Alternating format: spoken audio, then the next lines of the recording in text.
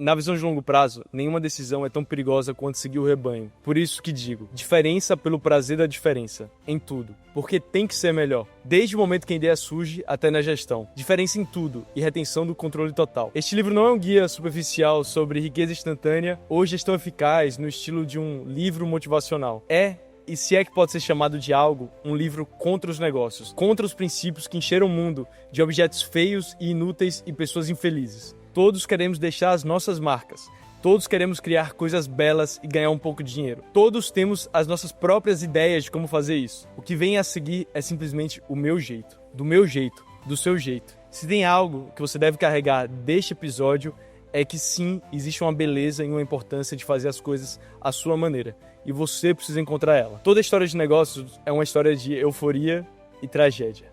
E a história do James Dyson detém muito dos dois. Foram vários anos de uma perseguição obstinada que afetou tudo na vida dele até ele alcançar o sucesso e hoje deixar de legado pensamentos, princípios sobre como você deve guiar a sua vida e a sua empresa que valem demais. E para esse episódio especial, eu resolvi gravar numa fábrica, porque James Dyson, antes de tudo, foi um grande inventor, um grande industrial. Então agradeço a Milatec por abrir a casa para me receber. Se você tiver interesse, a Milatec é uma empresa que está revolucionando e está na fronteira da construção civil, trabalhando com construções modulares, estrutura para telhados. Então se você está empreendendo no segmento e tiver interesse em saber mais, me manda uma mensagem ou comenta aqui embaixo que eu te conecto com eles, que eu tenho certeza que vai fazer muito, muito sentido. Aquela frase que eu iniciei o episódio é a introdução da biografia de James Dyson. E eu vou ler a segunda parte dessa introdução que me mexeu muito comigo. Para usar um clichê de Hollywood, disse que para ser um sucesso da noite para o dia, leva anos de esforço. Assim foi comprovado comigo. Houve 20 anos de dívidas, passivos, cheque especial e depois milhões de libras e o sucesso. 4 anos atrás eu saí da escuridão e agora tenho uma empresa faturando mais de 100 milhões de libras. Mais bizarro ainda, tudo aconteceu sem quase que ninguém percebesse. É o sucesso do dia para a noite que leva anos para se construir. E essas, como eu falei, são apenas frases da introdução de James Dyson. Eu queria muito trazer essa história porque ela é das mais importantes do mundo dos negócios. James Dyson é alguém que sempre seguiu a sua própria estrela.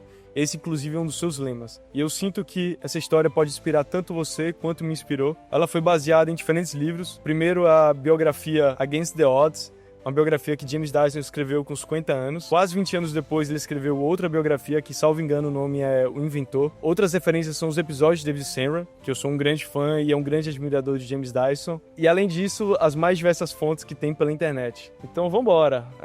Você tem um pouco do que é a introdução, agora vamos pro episódio. E a gente precisa lembrar, é alguém que saiu do zero e hoje é o homem mais rico da Inglaterra.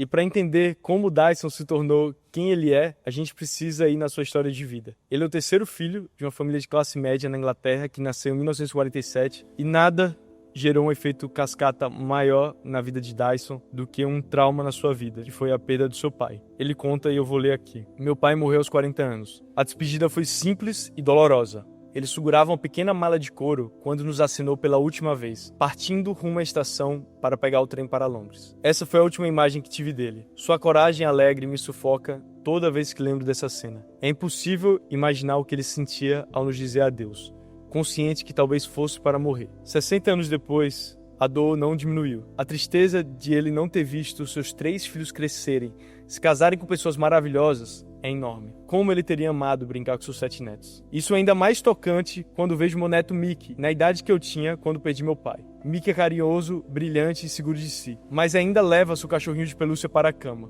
Tão vulnerável para perder um pai. E às vezes eu vejo ele brincar com seu pai amoroso e criativo e eu percebo, com mais força do que nunca, o quanto senti falta do meu. Essas palavras foram escritas quase 60 anos depois do pai de James Dyson falecer. E você entende o tamanho do impacto que isso tem na vida de alguém e as heranças que ele acabou carregando. E a consequência dessa perda foi uma solidão, foi um garoto introvertido que tinha poucos amigos e cresceu sem uma grande referência. E esse mesmo garoto tirou uma lição valiosa que eu sinto que vale para todos nós. O seu pai era professor de artes, e ele morreu aos 40 anos, como eu falei, sem nunca ter realizado seu grande sonho. O sonho dele era ser ator. E quando ele estava prestes a finalmente parar de dar aulas e assinar um contrato com a BBC, com as maiores redes de televisão, ele faleceu. Essa mudança de carreira foi tarde demais. Dyson comenta: vê-lo frustrado pela morte daquela maneira, depois de ter passado tanto tempo fazendo algo que não queria mais, me deixou determinado a que isso nunca acontecesse comigo. Eu não seria arrastado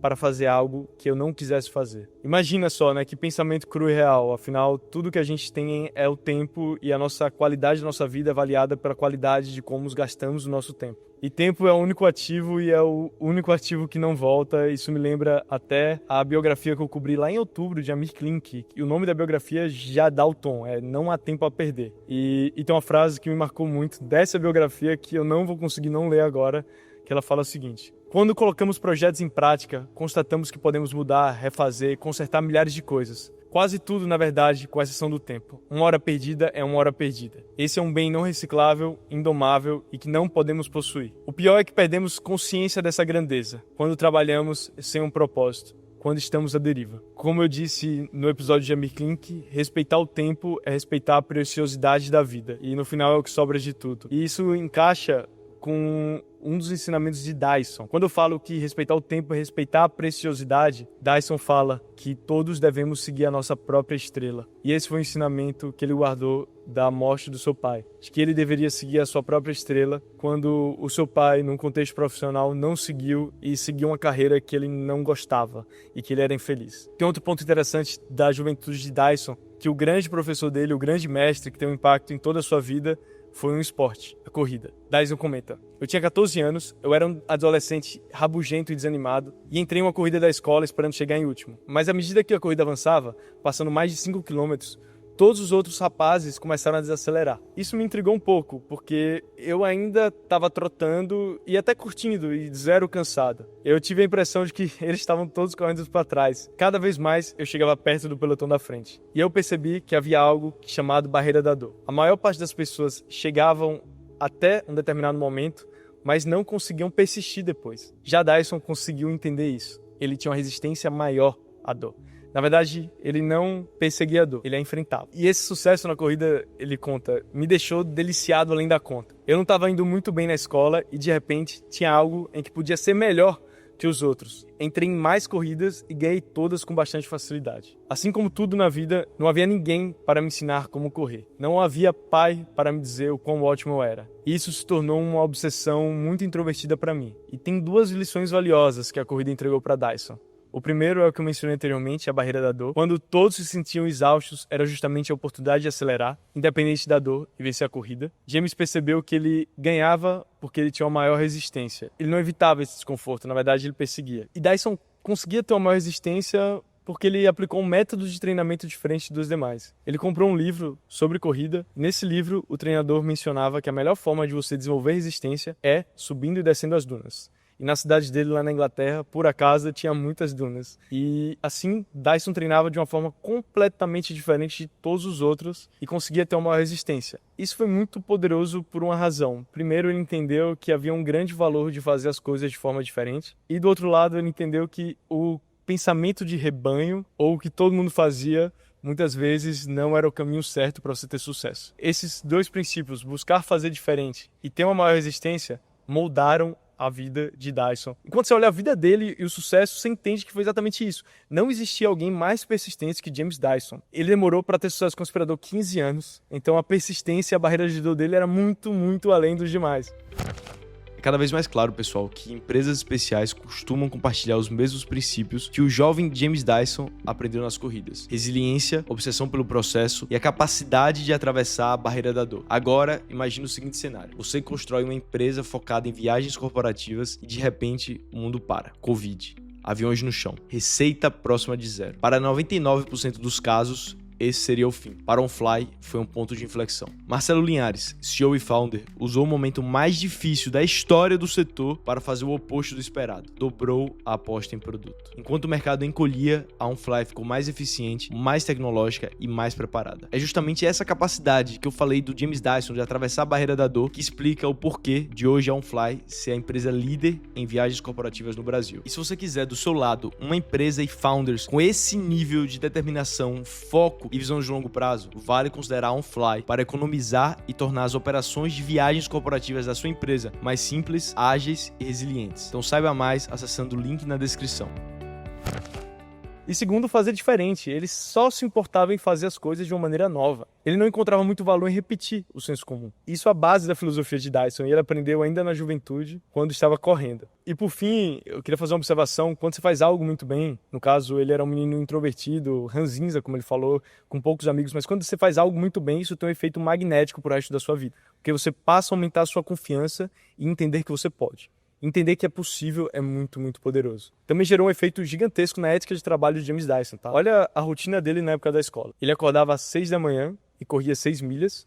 Ele passava o dia na escola, ele voltava de noite e corria mais 6 milhas antes de dormir. Então ele sempre foi uma pessoa disciplinada e essa ética também surgiu do esporte. Por isso que eu digo e repito, esporte sem dúvida é uma das grandes escolas do mundo. Eu sei que você pode estar se perguntando, pô, mas cadê as invenções, o sucesso, a história de negócio? Calma, que a gente está chegando lá. Ok, Dyson foi fazer faculdade, acabou indo fazer faculdade de artes, quase ele virou corretor de imóveis, porque era isso que o conselho da escola de profissões acabou recomendando para ele, mas ainda bem que um dos corretores que ele foi trabalhar como um sombra, assim, falou, cara, você não deveria ser corretor de imóveis, e ele olhou uns quadros que Dyson pintava, Dyson também foi pintor na sua juventude e falou, seu dom tá na pintura, não vendendo imóveis, né? Então imagina só, Dyson como corretor, ainda bem que essa pessoa foi mais sábia do que as recomendações da própria escola. Dyson foi para a faculdade de artes e lá ele começou a elaborar mais uma tese que ele teve em toda a sua vida. Ele entendeu que os professores, os experts,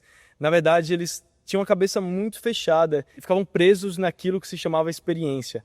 Eles não tentavam coisas novas. E essa é uma flexão que ele levou para a sua vida inteira e também para Dyson. Então eu vou ler aqui o que ele escreveu. Talvez de forma inconsciente eu percebi que aquilo que muitos chamam de experiência em várias profissões acaba se transformando numa atitude limitada, que enxerga cada vez menos com o tempo. Na Dyson, nós não damos tanto valor à experiência. A experiência dita como as coisas deveriam ser feitas, quando na verdade o que mais nos interessa é descobrir como elas não devem ser feitas. Se você quer realmente inovar e criar novas tecnologias, precisa ter coragem de entrar no desconhecido. Dyson tem como um conceito de vida que a inovação vem através da tentativa e erro. Você vai tentando e nesse momento você vai descartando várias possibilidades, mas cada vez você está mais perto de acertar. Essa é a tese central dos livros e da forma como ele pensa. Tem outra passagem, muito tempo depois, que ele fala que queria crescer no Japão e ilustra justamente esse ponto. A última coisa que eu quero é alguém que sabe o que está fazendo. Eu quero uma pessoa japonesa jovem para gerenciar esse negócio,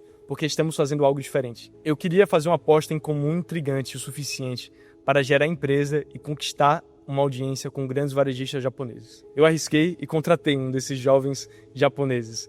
E a minha hipótese estava correta. Só assim a Dyson passou a ter sucesso no Japão. Isso me conecta muito com um caso que eu vou cobrir no Aura no futuro próximo, que é da 99. Paulo Veras, quando trouxe os primeiros talentos, focava muito mais no will, ou seja, na força de vontade, no desejo, do que propriamente na expertise. Então, essa era um princípio base que ele acabou levando para toda a história da 99. Experiência é bom, mas é overrated em um mundo tão criativo e dinâmico que a gente vive hoje, né? E Dyson ter ido para a faculdade valeu a pena por duas razões. Primeiro, entregou a relação mais importante da sua vida, a sua esposa, Deidre, que foi a sua força em momentos difíceis e a grande parceira para tudo acontecer. A qualidade da nossa vida depende da qualidade das suas relações e provavelmente não tem relação mais importante do que a sua esposa ou seu marido. Essa relação dita muito sobre a qualidade da sua vida porque é a pessoa que você vai passar mais tempo junto, provavelmente. E o segundo, a faculdade entregou uma visão de mundo. Dyson entrou lá interessado por artes, interessado por pintura, mas lá ele descobriu que existia outro mundo. Não era mais só sobre a forma, mas também era sobre a função. Ele descobriu o design. E sempre essas histórias estão acompanhadas de alguém que o incentivou. Ele teve um professor que chamava Sir Hugh Carson, que o incentivou a explorar justamente a disciplina que foi a base da sua vida, o design. Dyson diz, uma das lições naqueles dias intensos foi que arte e design podiam ser inventivos, funcionais e empolgantes, sempre buscando novos caminhos, sem abrir mão da qualidade. Ele conta que teve uma eureka quando ele descobriu que Leonardo da Vinci, os maiores pintores do mundo, na verdade também era um grande engenheiro.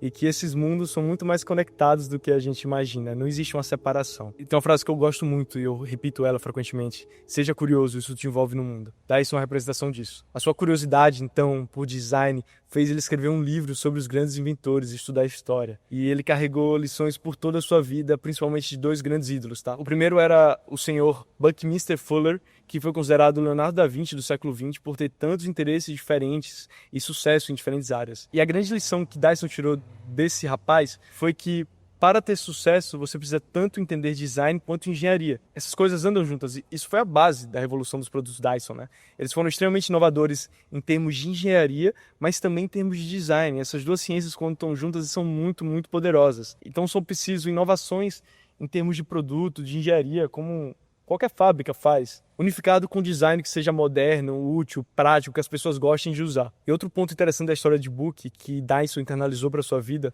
é um conceito muito poderoso, que os sonhadores não são opostos de fazedores e românticos. Na verdade, os grandes empreendedores, inventores e artistas se unem em 2 qualidades. Se você quer ser o melhor, você vai ter 2 coisas. Você vai ser sonhador e você vai ser fazedor também. Então, essa visão romântica de que um sonhador, alguém que só vive no mundo da lua e não executa, isso é uma grande mentira e Dyson internalizou pela história de Buckminster. Esse insight é tão poderoso que o segundo capítulo da biografia de Dyson chama-se Aprendendo a Sonhar. E aqui está o grande poder dessas figuras históricas, ela te faz sonhar além. Isso me conecta muito com o que eu vi recentemente, que David Senra entrevistou Toby, que é o CEO e fundador do Shopify. Ele conta que a beleza de ler biografias é que a gente pode viver muito mais vidas. A gente hoje no mundo está destinado a viver só a nossa vida, mas quando você lê biografias, histórias, você pode viver muito mais vidas. E essas vidas que a gente não viveu nos traz lições práticas. E é por isso que eu estou fazendo aula, né? Existem mestres poderosos na história, na PF, na PJ, e Elon Musk também diz que os grandes mentores da vida dele foram os livros. Bom, fascinado com a ideia de fazer projetos revolucionários, unir arte e design, como fez outrora Leonardo da Vinci, Buckminster, Dyson se entregou de cabeça em um projeto ousado: construir um teatro em formato de cogumelo. Sim, eu não li errado, é isso mesmo. E para fazer isso era preciso financiamento. Uma das pessoas que ele foi atrás para captar recursos, que se tornou um dos seus mestres, era um dos inventores mais importantes da história da Inglaterra, chamado Jeremy Fry. A sua fortuna veio de inovações para construir dutos de petróleo e de gás. E o match desse encontro foi imediato. Dyson relata que, em meio à conversa, tomando uísque no sofá de Fry, surgiu uma realização. Eu percebi que isto era o que eu mais queria: conversar sobre ideias, design e como construir coisas incríveis. O dinheiro para o teatro não veio, mas sim uma proposta de emprego que transformou a vida de James. Ele comenta: ali estava um homem que não se interessava por especialistas.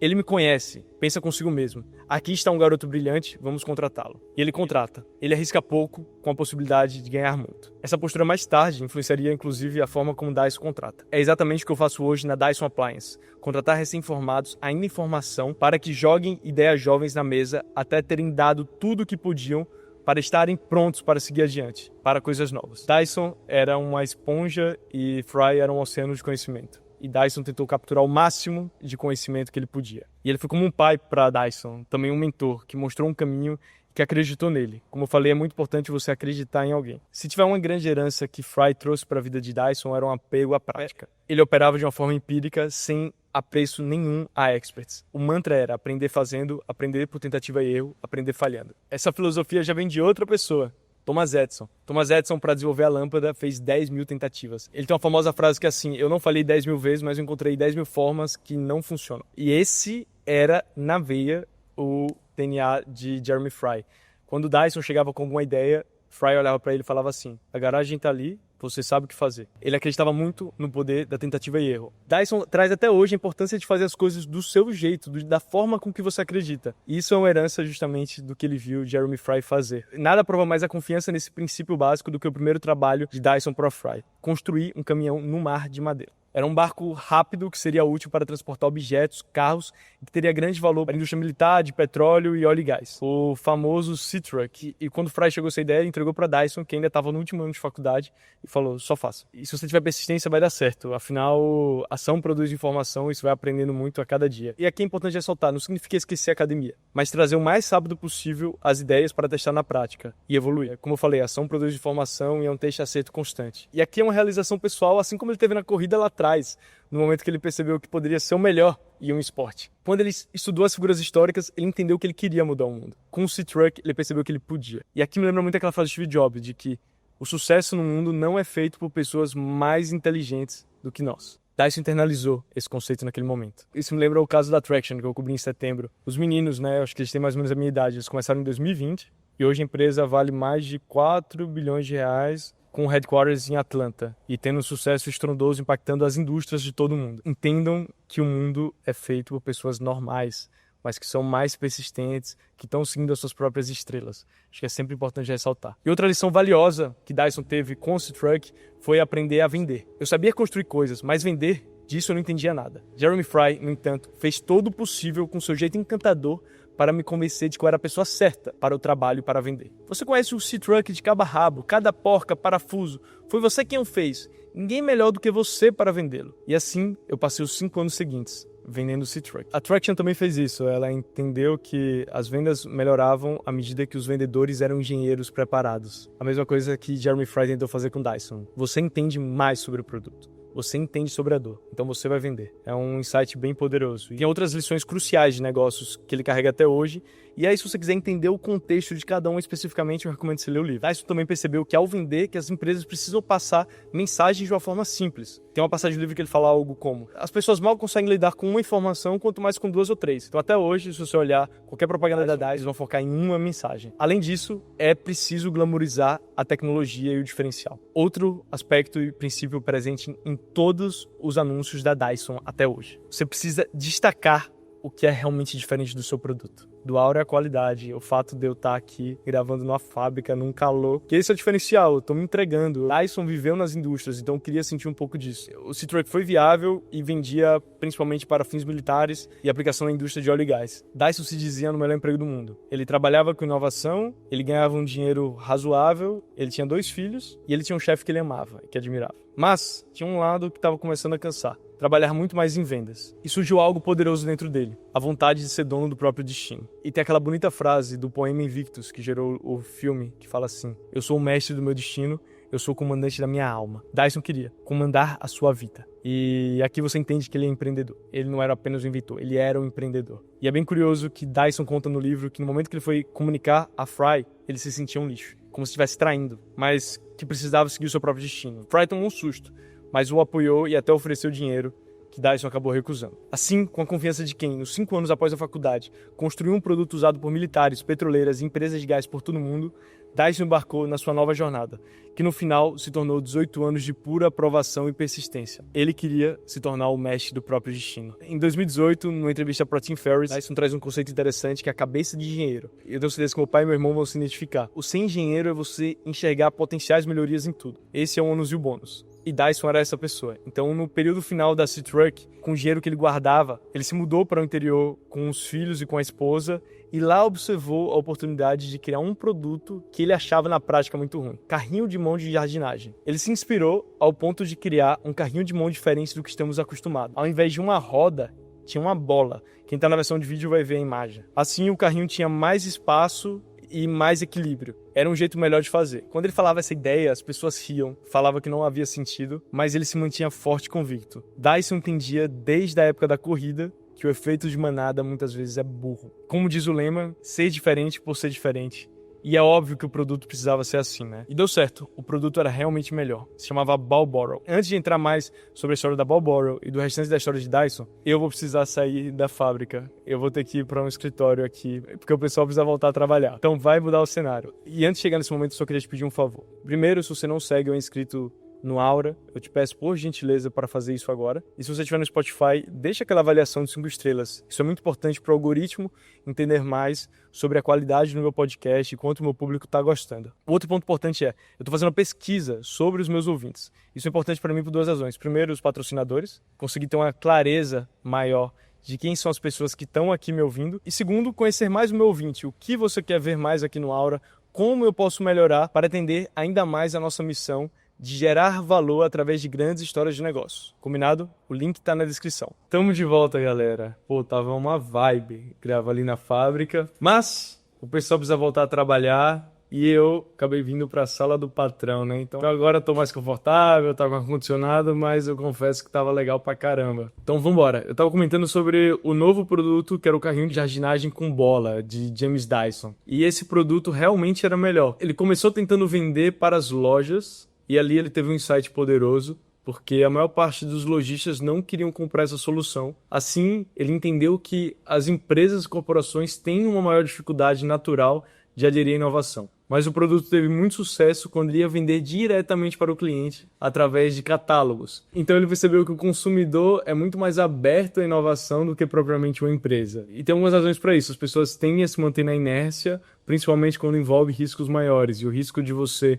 agir errado quando você é um gerente, o dono de uma loja, é você perder dinheiro ou perder o emprego. Ele capturou bem essa essência nesse momento. O produto cresceu muito no boca a boca e foi destaque do programa Tomorrow's World da BBC. Em apenas um ano, ele vendeu 45 mil unidades de carrinhos de mão para jardinagem. Isso é algo como 45% do market share desse mercado para a venda direta do Reino Unido. Então, ele entendeu que ele tem um produto muito bom, ele conseguiu ter sucesso, ele vendeu. Esse é o sonho para a indústria, porque quando você vende diretamente, você retém a maior parte do lucro. Outra percepção poderosa para James Dyson foi entender o valor de você passar a mensagem diretamente ou através de uma entidade que tenha um maior respeito perante a sua voz, né? Então, se você olhar, por que James Dyson escreveu essa biografia lá atrás, escreveu outra nos anos recentes? Porque se você entrar no site da Dyson, vai ter uma parte só contando a história dele. Ele percebeu que das coisas mais poderosas da vida é você passar a mensagem de quem você é ou você contar a sua própria história. E além disso, é muito poderoso também quando isso vem através de um jornalista, de alguém influente. Porque você tem um respeito maior, você tem um cuidado maior de pensar a mensagem. Até hoje ele nunca foi tão adepto de, por exemplo, propagandas. Ele entende que o grande valor desproporcional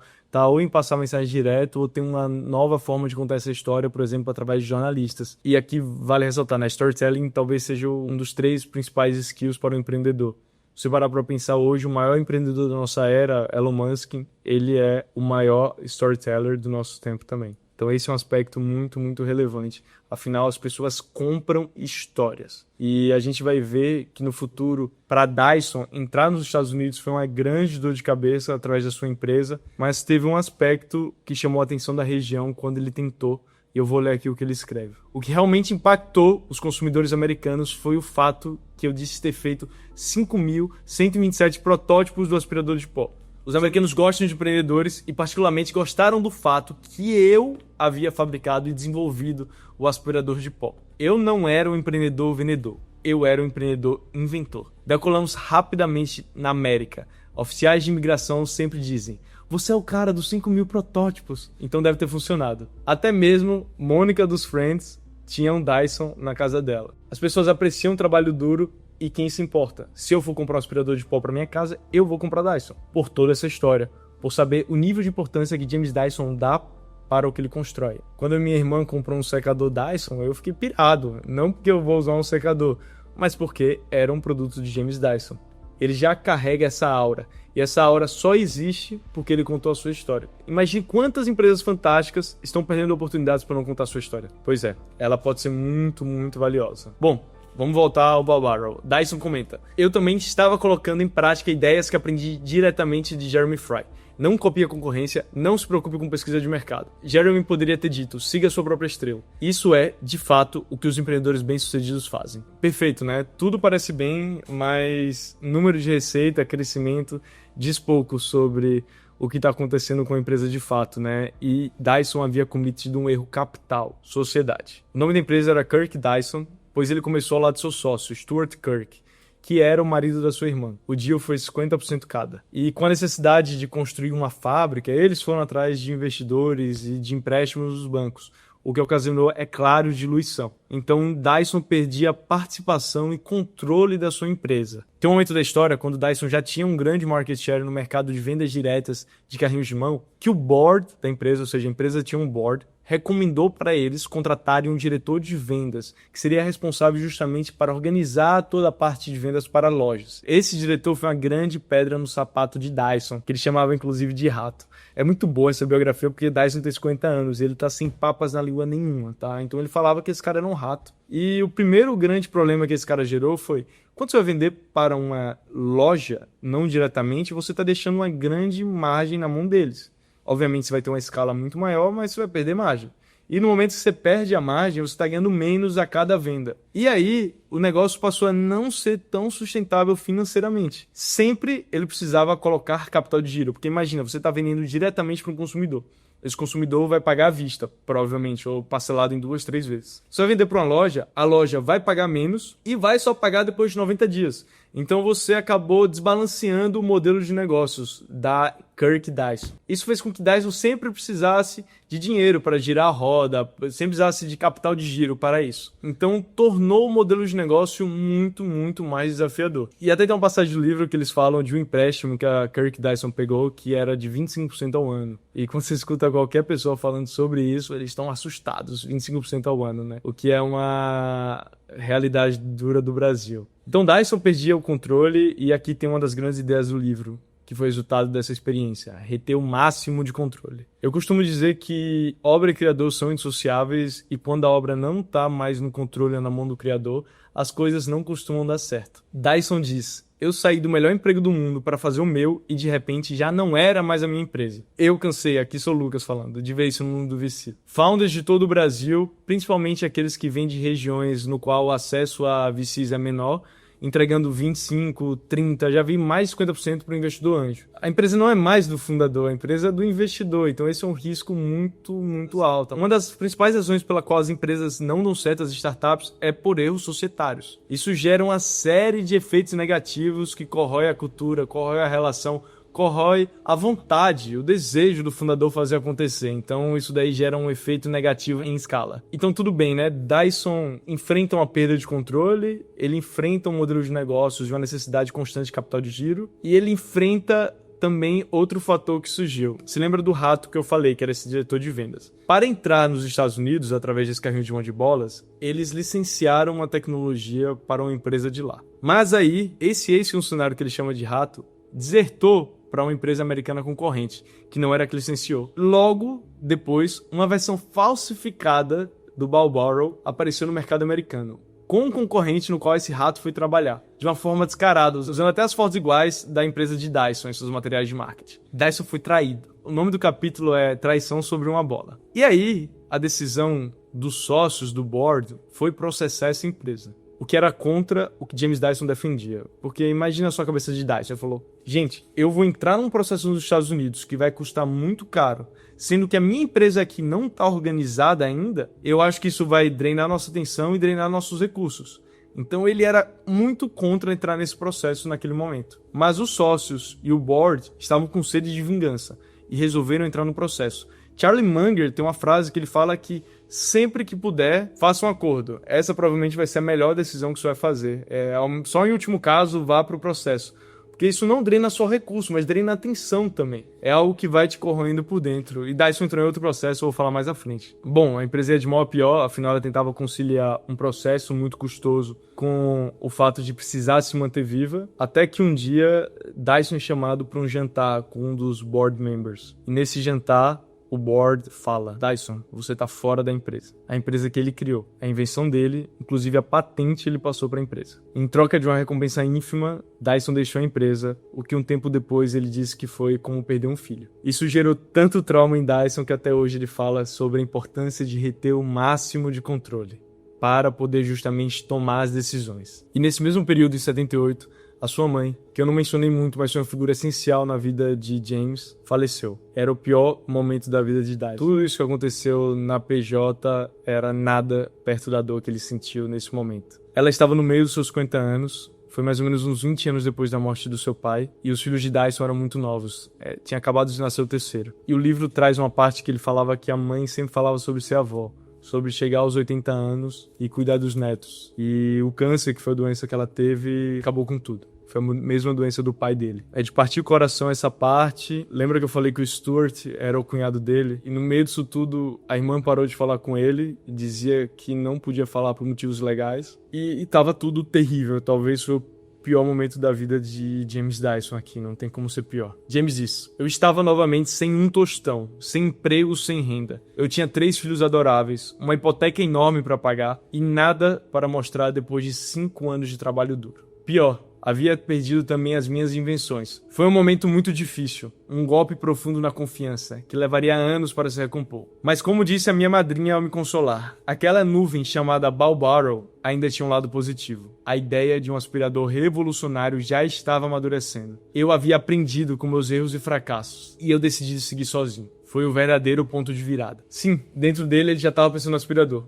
5 anos depois de sair sem nada. Imagina só, né? Eu quebrei, não deu certo, mais um fracasso, hipoteca pra pagar. E qual a resposta de tudo isso? Vamos abrir outra empresa. Isso me lembra muito um episódio que teve numa Cela Playbook lá atrás. Foi com um cara super especial, chama Thiago Fiorin. Ele tinha acabado de participar do processo de uma quebra de uma empresa que ele fundou, que foi a Lojas KD. E no Brasil a gente sabe, né?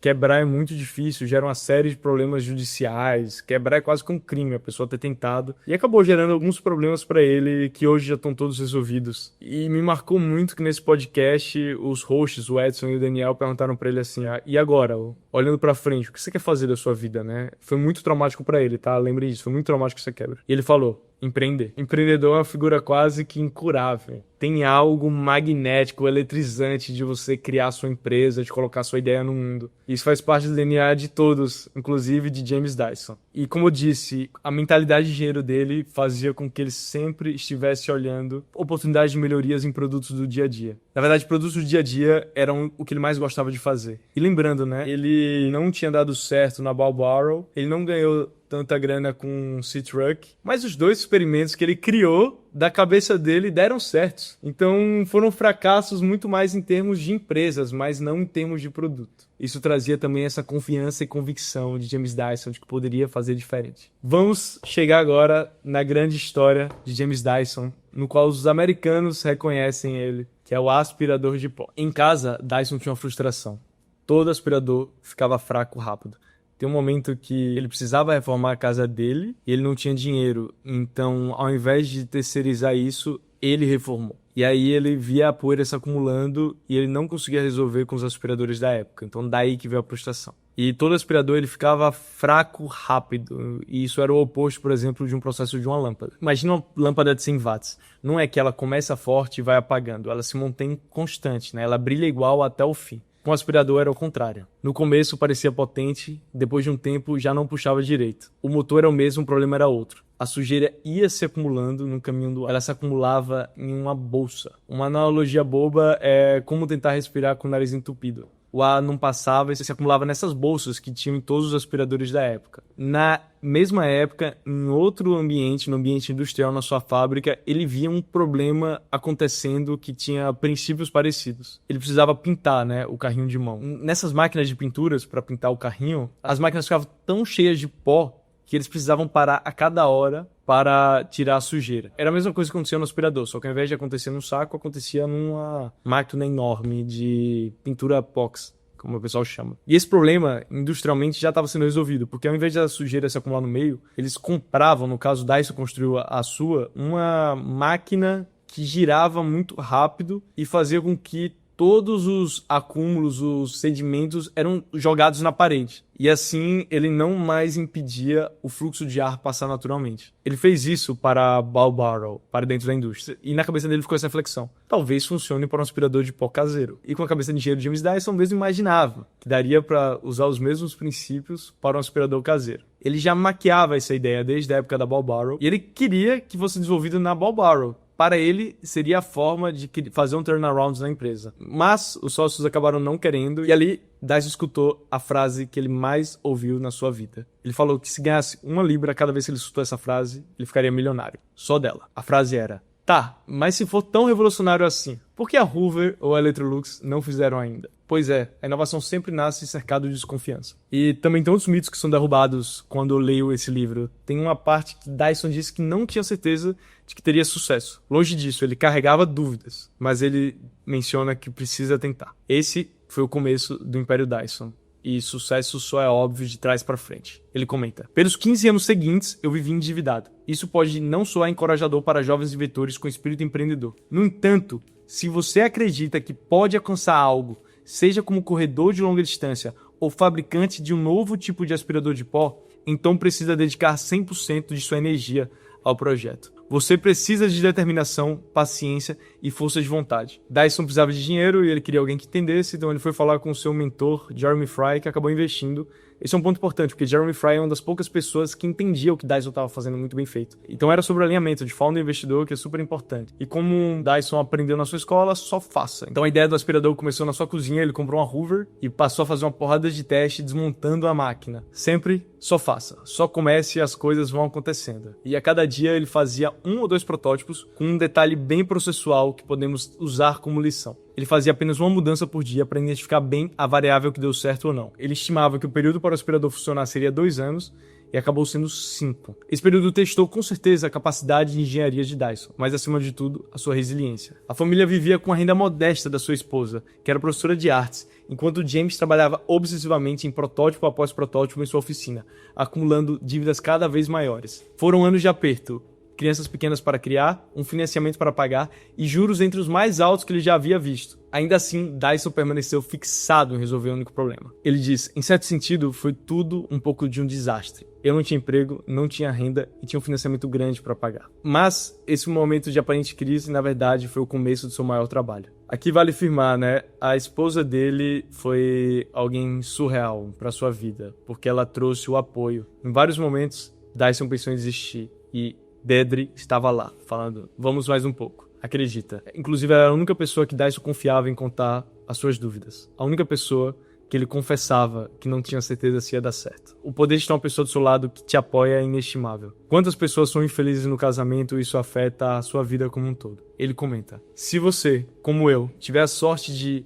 ter alguém disposto a apoiá-lo dia a dia por 5 anos, como a Deidre fez, é muito menos provável que desista. Foi também um assunto muito familiar. As crianças vinham e trabalhavam ao meu lado na garagem. Entre outras coisas, construímos rampas de skate, lâmpadas de mesa. Fazer coisas como essa era uma parte prazerosa da nossa vida, além de necessário, porque não poderíamos comprá-los de outra forma. Jake fez um trenó, Sam fez uma tábua de passar roupa, Emily fez uma prancha de mergulho com mola para a piscina que havíamos construído no jardim. O mais maluco no meio disso tudo é que, por mais que ele viveu esse inferno que foi essa saga para conseguir desenvolver esse produto, Dyson era feliz. Então tem algumas passagens que ele fala sobre eu estava cheio de poeira na minha casa, estava tudo muito mais difícil, mas eu dormia feliz e animado pro próximo dia. Não é sempre assim, tá? Teve momentos que ele ficou depressivo, preocupado, mas no geral ele amava a jornada e por isso que ele conseguia ter essa resiliência. Então, amar o que faz é uma das lições mais importantes da vida, assim. Você precisa pelo menos gostar, seja o produto, seja o mercado, seja amor ao processo, a gerir pessoas, mas você precisa amar algo.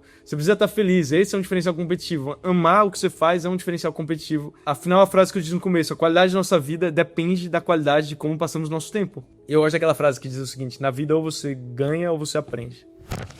Eu queria parar nesse momento da paixão para contar uma história. Quase 10 anos atrás, eu conheci um dinamarquês muito peculiar que era apaixonado pelo Brasil na Fundação Getúlio Vargas. Ele cruzou, na Liga de Empreendedorismo, que eu também fiz parte, o caminho do Leandro, que na época era cofundador da Acreditas. Esse dinamarquês, o Simon, decidiu largar tudo para empreender com o Leandro na sua nova missão: criar identidade de marca através de kits corporativos para empresas. E aí vem uma pergunta óbvia: como um estudante se torna sócio de alguém que construiu uma das maiores startups do Brasil? A resposta é simples: obsessão. Simon é obcecado por design. E o Leandro percebeu isso rápido. Mas não o design como estética, o design como cuidado, como intenção, com respeito por quem vai usar o produto. A gente tem falado sobre criar uma coleção do Aura, e os mockups que ele preparou dizem tudo. É o tipo de trabalho que vai além do esperado. Não porque alguém pediu, mas porque quem faz se importa de verdade. Hoje o Simon é co-founder, junto com o Leandro, da Lobby, empresa que elevou o padrão de kits corporativos no Brasil. E se você acredita que cada peça da sua marca comunica quem você é e quer gente com esse nível de paixão e atenção aos detalhes, cuidando dos materiais da sua empresa, você deveria conhecer a Lobby, que é a apoiadora do Aura. Eu vou deixar o link na descrição.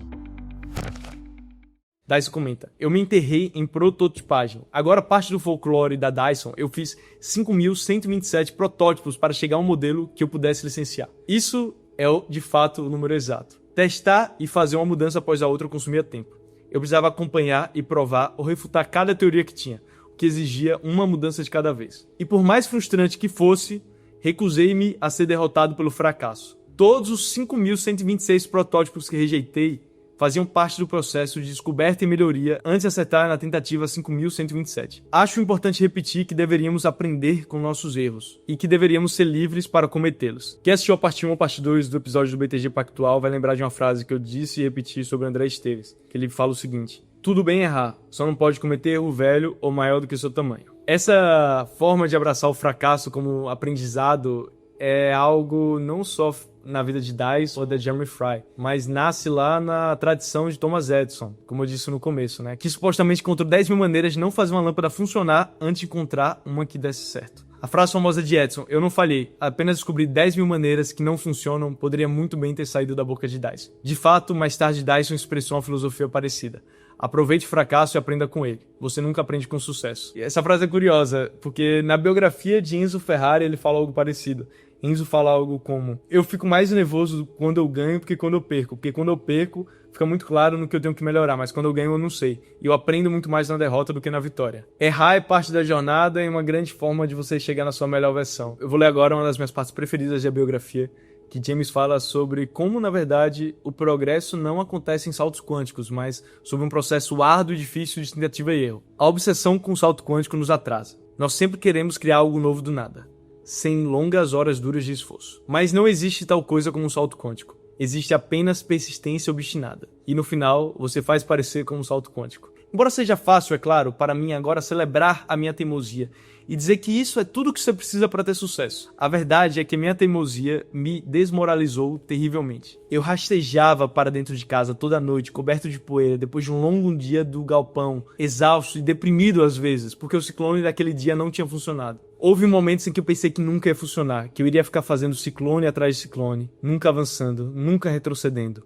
até morrer. Bom, essa obsessão foi o que fez o aspirador de pó ser tão revolucionário. E finalmente ele conseguiu chegar nesse produto, diferente de tudo que havia no mercado. Obviamente ele patenteou e hoje se tornou o padrão de mercado, um aspirador sem a sacola, que não perde a sucção ao longo do tempo. Esse momento, quando ele descobriu após 5 anos, não foi só alegria. James tinha trabalhado de forma maníaca por vários anos, ele estava exausto, quebrado financeiramente, e com certeza sem condições na PJ e na PF de começar uma fábrica para produzir em escala por si só. Assim sendo, combinando com o Jeremy Fry, que foi seu investidor, a decisão partiu para um caminho que é comum para os inventores: licenciar a tecnologia. Bom, um carrinho de mão, a tecnologia é superior, e por isso a demanda veio, certo? No caso, temos um projeto de aspirador de pó que é melhor, então a demanda virá, correto? Não foi assim que aconteceu. Por 2 anos, Dyson falou com todas as empresas do segmento e nada aconteceu. Ninguém quis licenciar. Tem 3 razões para isso, tá? Bom, primeiro, o Sir James Dyson, né, hoje o Cavalheiro, era teimoso.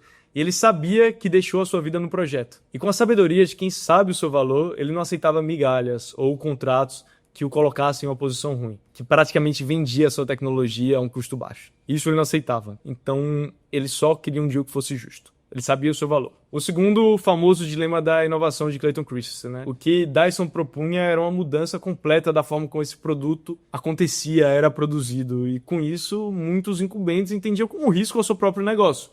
Eles teriam que se transformar. Assim, muitas empresas negavam, porque isso faria com que a sua tecnologia fosse canibalizada. Charlie Munger chama do viés da consistência do comprometimento. Quando você está seguindo um caminho há muito tempo, se torna praticamente impossível você mudar o rumo dele. E isso aconteceu com essas empresas e com tantas outras, graças à inércia, né? Por fim, muitos duvidavam que isso funcionaria em escala. Lembre-se, era uma tecnologia, tinha um protótipo, mas ainda não havia sido testado nas linhas de produção, né? E Dyson escutou várias vezes aquela mesma pergunta que eu falei antes. Tá, mas se for revolucionário assim, por que a Electrolux não está fazendo? Por que a Hoover não está fazendo? E assim, várias vezes a negociação era longa e tortuosa, até que no final tinha uma cláusula obscura e perigosa e tudo era cancelado. Era uma perda de tempo absurda e Dyson ficava extremamente frustrado. Afinal, nem o consumidor final estava conseguindo acessar essa tecnologia revolucionária. Era uma agonia interminável. Essa passagem do livro é super pesada, assim, porque Dyson sofreu muito por não entender como as empresas não estavam licenciando e porque tanta gente duvidava dele. Ele disse que só conseguiu sobreviver por causa da manhã na atitude. Então ele sempre pensava que amanhã será melhor. Porque se não fosse assim, seria impossível seguir em frente. E nos depoimentos do segundo livro, a sua esposa escreve no depoimento algo que é uma lição para todos nós. O otimismo tem que ser o atributo mais amoroso e solidário que James possui. Ele não apenas espera o melhor, simplesmente acredita que tudo vai dar certo. Essa motivação vem também da história. Como eu falei, né, James é alguém que estudava profundamente o que aconteceu na história dos grandes inventores. E um dos seus grandes ídolos lá de trás era Brunel, que foi o pai das ferrovias. Brunel era impulsionado por uma força interior e uma autoconfiança quase impossíveis de imaginar nesta época de hoje, fraca e sem fibra. Embora eu nunca pudesse reivindicar o gênio de um homem como aquele, eu tentei ser tão confiante na minha visão quanto ele foi. E em momentos da minha vida em que enfrentei dificuldades e dúvidas, até eu de mim mesmo olhei para ele como exemplo para me motivar e me incendiar. Pois é, história é um constante lembrete e fonte de inspiração e aprendizado. Voltando, o telefone tocou e era o vice-diretor da Amway, uma gigante empresa americana querendo licenciar a tecnologia de Dyson. A frase que ele falou no call era música para os ouvidos de Dyson. Nós gostamos de produtos que ninguém tem, todo mundo precisa e só nós podemos produzir. O resumo da história foi: eles licenciaram a tecnologia por um bom dinheiro, 100 mil libras na época, e Dyson continuou com participação nos royalties. E um tempo depois de Dyson ter entregado tudo que era o escopo do projeto, ele começou a achar muito estranho, porque a Amway parou de responder mensagem. Até que, um dia, ele recebe uma intimação, que a Amway processou James Dyson por postura fraudulenta e pelo produto não estar pronto no mercado. Então, seria uma batalha legal nos Estados Unidos, de uma empresa de Dyson que valia 100 mil libras contra uma gigante. E como consequência disso tudo, ele não poderia mais vender licenças nos Estados Unidos, né? Afinal, estava nesse imbróglio judicial. Isso assustou tanto que Jeremy Fry quis sair da sociedade. Dyson sabia o tamanho do custo, tanto da atenção do dinheiro, que um processo nos Estados Unidos causava. Depois de um tempo, acho que até graças a tudo que ele viveu na Balboro, como eu mencionei, ele acabou chegando num acordo com a Amway e o contrato foi desfeito e ele teve que devolver os 100 mil libras. E nesse momento o Dyson estava quebrado, depressivo, e tem um momento que ele se perguntava no livro se ele não era maluco. Se essa autoconfiança e convicção dele, na verdade, não era insanidade. As pessoas ao redor perguntavam, mas ele começou a se fazer essa pergunta. Quando Dyson se perguntava se ele estava louco, chegou o que foi chamado do resgate japonês. Até um dos capítulos, capítulo 12 da biografia Against the Odds. E os japoneses, eles sempre valorizaram, né? O japonês tem a cultura de buscar algo que a pessoa seja obsessiva e faça o melhor possível. Por exemplo, tem uns meses atrás que eu fui num restaurante japonês que eu acho que se chama Shinjushi. Incrível, tá? Um dos melhores omakase de São Paulo. E o sushi man tava me contando que hoje as melhores pizzas do mundo avaliadas estão no Japão. Porque o japonês tem isso de buscar fazer a melhor versão possível. Então, obviamente, eles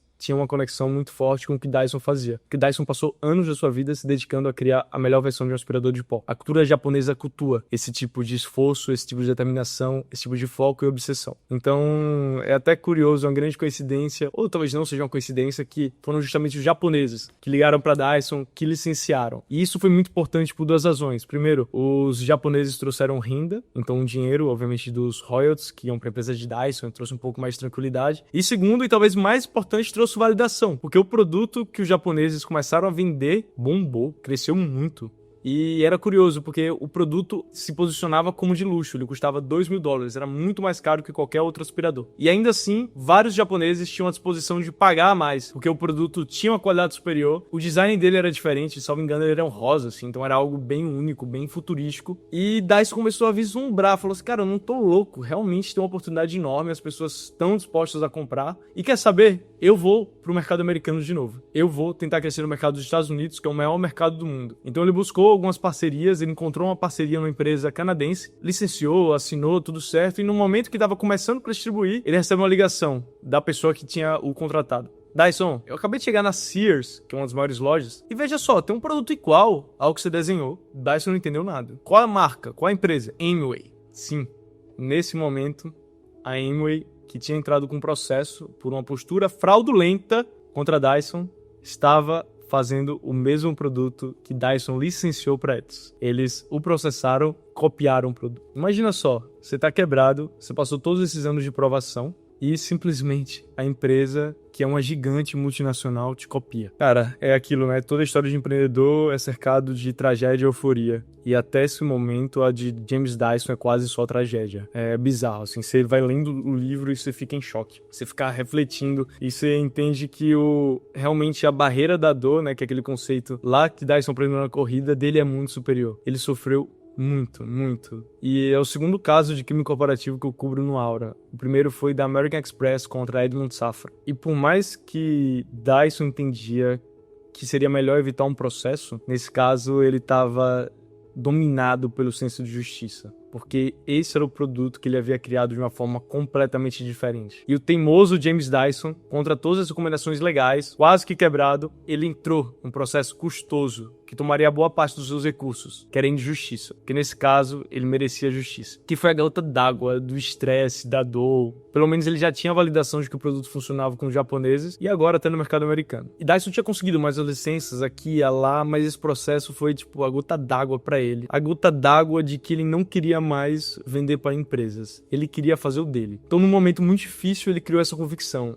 Seria o momento de construir o que é a Dyson hoje. Ele precisaria verticalizar todo o processo de produção. Ele teria que ter o total controle para que seu produto chegasse a um cliente final. Mas o processo com a Amway foi muito doloroso. Jake, seu filho, disse muitos anos depois e está no depoimento do livro. Durante a batalha com a Amway, lembro-me dele lendo cada palavra de cada documento legal. Isso foi intenso. Muitas pessoas teriam deixado isso para um advogado, mas meu pai queria entender cada palavra para dar a si mesmo a melhor chance de vencer. Ele ter feito isso foi provavelmente a razão pela qual ele venceu. A atenção do pai ao menor detalhe em tudo em que faz é muito parte do seu caráter. Não me lembro, depois disso, de nenhuma comemoração quando ele ganhou o caso. Todo o foco estava em como ele poderia fabricar o aspirador de pó e começar a vendê-los. Me lembra outro mantra do empreendedorismo, né? Os bons sabem mais. E também o Walt Disney fala, se perdemos os detalhes, perdemos tudo. Ele entendia a importância e ele se dedicou de corpo e alma. Você acha que Dyson queria fazer esse processo?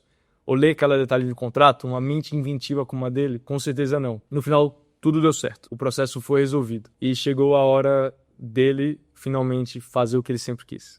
Construir a Dyson à sua maneira. Essa parte ele vive vários trancos e barrancos, assim. Se eu falei que essa história tem muita agonia, ela continua no momento que ele decide construir a fábrica. Chega o momento de fazer acontecer. Teve muita aprovação nesse período também, tá? Eu recomendo quem tiver interesse em ler o livro. Mas basicamente ele precisava de dinheiro. Ele tentou primeiro falar com os venture capitalists e os VCs, né? Essa categoria que eu faço parte. Não quis investir. Não acreditava tanto no que ele estava fazendo e ele ficou profundamente chateado. No livro ele fala de forma bem crua contra esses investidores que se acham sabichões e de fato perderam uma oportunidade de investir em uma das grandes empresas da era. Ele tenta empréstimo com bancos e aí ele é recusado em todos porque ele precisa de dinheiro para construir a fábrica. Até que uma pessoa o salva, que era a pessoa que forneceu o empréstimo e vários anos depois ele perguntou para ela, mas por quê? Sim, naquela situação tava quebrado, tava tudo difícil, não tinha nenhuma indicação. Por que você autorizou o empréstimo? Teve duas razões. Primeiro ele falou assim, eu vi o quanto você lutou num processo contra uma multinacional americana, e se você teve essa resiliência, você vai ter para empreender. E no momento que eu cheguei em casa, eu perguntei para minha esposa, o que você acha de um aspirador sem sacola? E ela adorou a ideia, por isso eu dei esse empréstimo. Esse empréstimo foi transformador, assim ele começou a montar sua infraestrutura, até que veio o DC-01, o DC-01, que foi o primeiro produto da Dyson. E adivinhe o dia que ele ficou pronto, a primeira versão, 2 de maio de 1992, simplesmente o aniversário de 45 anos de James Dyson. Essa saga, do momento que ele saiu do C-Truck até o momento que ele conseguiu fazer a primeira versão do seu produto, foram 18 anos. Tem outro mantra do empreendedorismo que David Sirona fala sempre, que é excelência e a capacidade de suportar a dor. Esse caso explicita justamente esse aprendizado. E de DC-01 chegou no mercado e obviamente a maneira de James Dyson, né? Fazer diferente por fazer diferente. Era tudo de uma forma inovadora. Era amarelo, uma cor que ninguém usava, era cheio de cor e tinha um folder que explicava a história do produto. Isso foi muito importante. Lembra que eu falei do valor de você falar diretamente ou através de jornalistas, mas contar a história do seu produto? Dyson já incorporava isso. E o design era completamente diferente de tudo que tinha nas prateleiras de concorrentes. Tem uma parte do livro que Dyson fala que sempre almejou criar o design NASA. E o mais importante de tudo, né? O produto era muito melhor. E como o Dyson comentara mais tarde, ir contra o pensamento estabelecido de especialistas era um risco enorme. Ninguém podia confirmar que o que estávamos fazendo era uma boa ideia. Todos, na verdade, confirmavam o contrário. Se, no entanto, tivéssemos acreditado na ciência e não confiado em nossos instintos, teríamos terminado seguindo o caminho da conformidade monótona. Fazer diferente por fazer diferente. Tem uma entrevista que Dyson fala que fazia diferente até se fosse pior, porque ser diferente importa muito. Eu tava olhando recentemente as estatísticas e em 2025 os best-sellers tiveram 20% mais páginas do que os best-sellers de 2023. Isso vai contra qualquer tendência de especialistas, né? Então, só queria ressaltar esse ponto para mostrar que a visão dos experts está muito atribulada ao passado ou até de uma forma soberba, assim. Muitas vezes você tem que seguir a sua própria estrela, como falaria Dyson. E o ponto central da venda de Dyson era justamente focar na principal qualidade. o único aspirador de pó que não pede sucção. Ele não era apenas um slogan inteligente, né? Ele expunha o que Dyson via como uma falha fundamental nos aspiradores baseados em saco. Uma perda de desempenho no momento em que o saco começava a encher. A abordagem inicial atraiu atenção e cresceu à medida que o boca a boca foi se espalhando. Em 95, 2 anos depois, ele já era o aspirador de pó mais vendido do Reino Unido, derrubando as próprias marcas que haviam descartado e desmoralizado James Dyson. E para você ter ideia, tá? Entre 93 e 96, a empresa saiu de um faturamento apenas no Reino Unido, que é onde eles focavam na época, de 3,5 milhões de libras para 86 milhões de libras. Só por perspectiva, em 2024, essa empresa faturou 6,6 bilhões de libras, tá? Então esse rapaz, que ficou quebrado, desacreditado até os 45 anos, fez tudo isso. E outro ponto interessante dessa história é que ele descobriu também que, por ter um produto superior, ele podia cobrar muito mais. Então a acessibilidade de preço do consumidor era muito baixa. Ele fez alguns experimentos quando o produto custava 200 libras ou 400 libras e basicamente não mudava nada em termos de vendas. Tem outra parte do livro que é bem interessante, que ele fala algo assim: branding importa, acima de tudo, para empresas que não têm um diferencial competitivo em termos de produto. Se seu produto é diferente do que está sendo vendido no mercado, o branding vai ter um valor menor para você. O produto fala por si só. Ele passou 8 anos vendendo apenas aspirador de pó, depois expandiu para secadores de mão, ventiladores, cuidados com o cabelo e até uma incursão ambiciosa que deu errado em veículos elétricos. No entanto, os produtos eram menos significativos. O legado real de Dyson é acreditar que qualquer objeto cotidiano pode ser reinventado e qualquer pessoa pode fazer isso se seguir um processo de tentativa e erro e for persistente. E é claro que ações expressam prioridades e o investimento em R&D, né, em P&D da Dyson é em torno de 20%, versus 2 ou 3% de qualquer concorrente. O legado de Dyson não está apenas na sua empresa, ele construiu uma universidade, focada justamente em ensinar de forma mais empírica aos jovens. Aprender fazendo, aprender por tentativa e erro, aprender falhando. Essas são as formas que eu acredito de educação. Hoje, James Dyson é a pessoa mais rica da Inglaterra, com um patrimônio de 16,5 bilhões de dólares. Dyson é uma das empresas privadas mais valiosas do mundo e até hoje a família tem 100% da empresa. A retenção de controle é acima de tudo, né? E eu vou parar por aqui. Eu sinto que daria para fazer um episódio só sobre a empresa Dyson, mas a gente já trouxe muitas informações sobre a história desse grande homem. Eu espero que, de alguma forma, te impacte da maneira que me impactou. Ele me fez acreditar cada vez mais de que o valor está na persistência, de que o valor está na inventividade, que o valor está em ser original, que o valor está em fazer do seu jeito, que o valor é sobre ser diferente. Então, eu sinto que ele ressoou vários e vários conceitos na minha cabeça. E antes de avançar para as lições, se você gostou desse episódio, deixa eu te pedir um favor, compartilha. Manda no WhatsApp, compartilha no LinkedIn, no Instagram, onde você quiser. Mas, assim como os produtos do Dyson, o boca a boca é importante, aqui também é. Eu me dediquei muito para fazer esse episódio, porque eu respeito muito a figura de Dyson. E eu pensei em algumas pessoas que eu queria muito que ouvissem essa história, para elas se inspirarem, para elas aprenderem. Então, foi um processo que eu fiz um episódio, essa segunda versão, eu quis fazer numa fábrica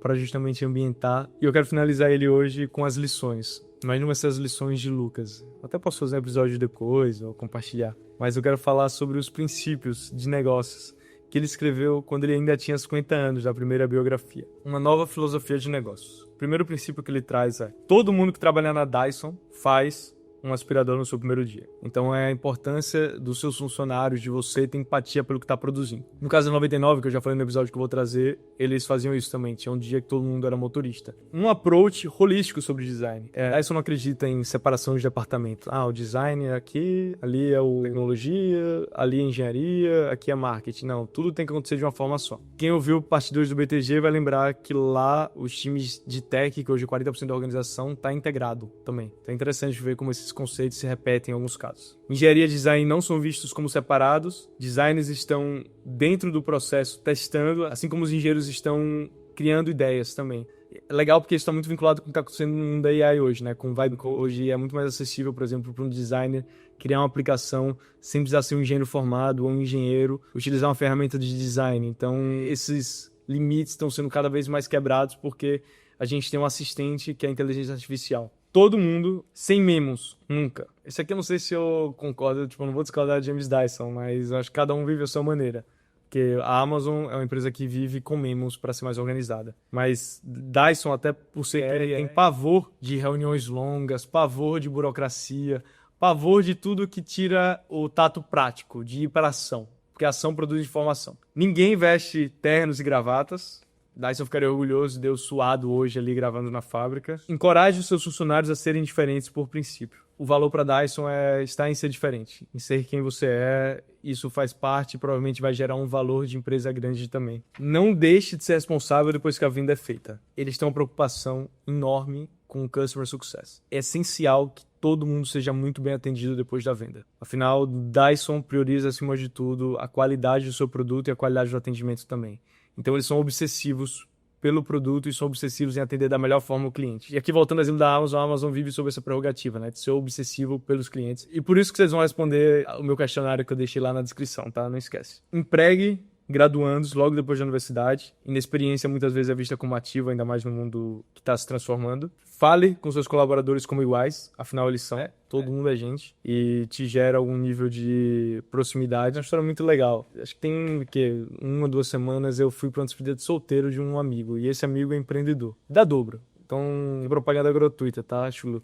Ele estava contando que ele foi visitar uma das empresas que ele atende, uma rede de farmácia. Eu não vou falar o nome para não expor. Mas que as coisas da Dobro estavam muito bagunçadas. E daí ele chegou e ficou muito chateado, né? Você pode imaginar. Afinal, ele se dedica de corpo e alma. Nesse momento, ele pediu uma caixa para a funcionária dessa farmácia. Ela deu. E ele começou a pegar cada barrinha, cada gel. Eles são muito fortes com gel para corrida. E ele organizou lá na empresa. E as pessoas ficavam olhando, os que trabalhavam na farmácia. Porque o exemplo ensina muito, né? Eu duvido que nesse lugar, essas pessoas que trabalham lá não vão querer deixar mais organizado da Dobro.